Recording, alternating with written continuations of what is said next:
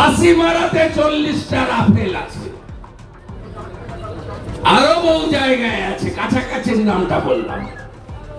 মাত্র 2টো রাফেলকে যদি উড়িয়ে দেয় ভারত, প্যান্টে বাথরুম করে ফেলবে ওরা। আজকে মাত্র 7% নামিয়ে দেওয়া হয়েছে।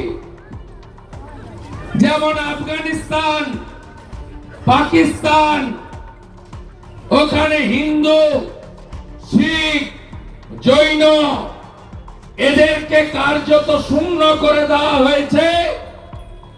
এদের একটাই এজেন্ডা, বাংলাদেশ থেকে হিন্দু শূন্য করতে হবে। হিন্দু এলাকায়, হিন্দু বাড়ির সামনে, হিন্দু মন্দিরের সামনে মিছিল করছে। কি বলছে? নয় ধর্ম ছাড়ো, নয় দেশ ছাড়ো। কি বলছে?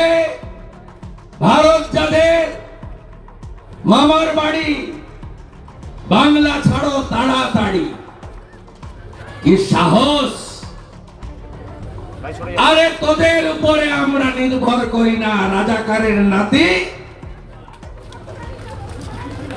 রাজাকারের নাতি, পাকিস্তানের অবৈধ সন্তান,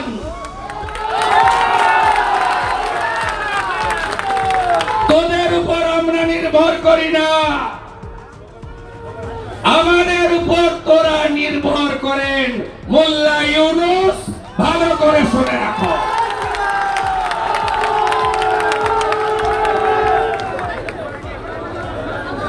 আমরা 97টা পণ্য না পাঠালে তোদের ভাত কাপড় জুটবে না। ঝাড়খণ্ড থেকে উৎপাদিত বিদ্যুৎ ফরাক্কা দিয়ে না পাঠালে 80 গ্রামে আলো জ্বলবে না বলে 4 ঘন্টায় কলকাতা দখল করব।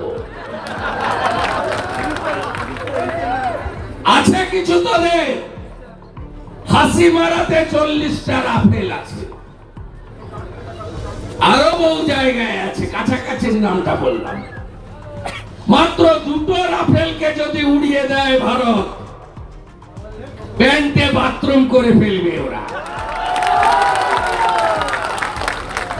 কালকে বলছিলাম সাংবাদিকদের, ঢাকা থেকে 303 লক্ষ হাতে টানা রিক্সা বেরিয়েছে, কলকাতা দখল করবে। টাইট কিভাবে দিতে হয় আমরা জানি। আমাদের দেশে এমন একজন প্রধানমন্ত্রী আছেন যিনি 500 বছরের স্বপ্ন পূরণ করে অযোধ্যায় রাম মন্দির সুপ্রিম কোর্টের নির্দেশ মেনে আমাদের দিয়েছে।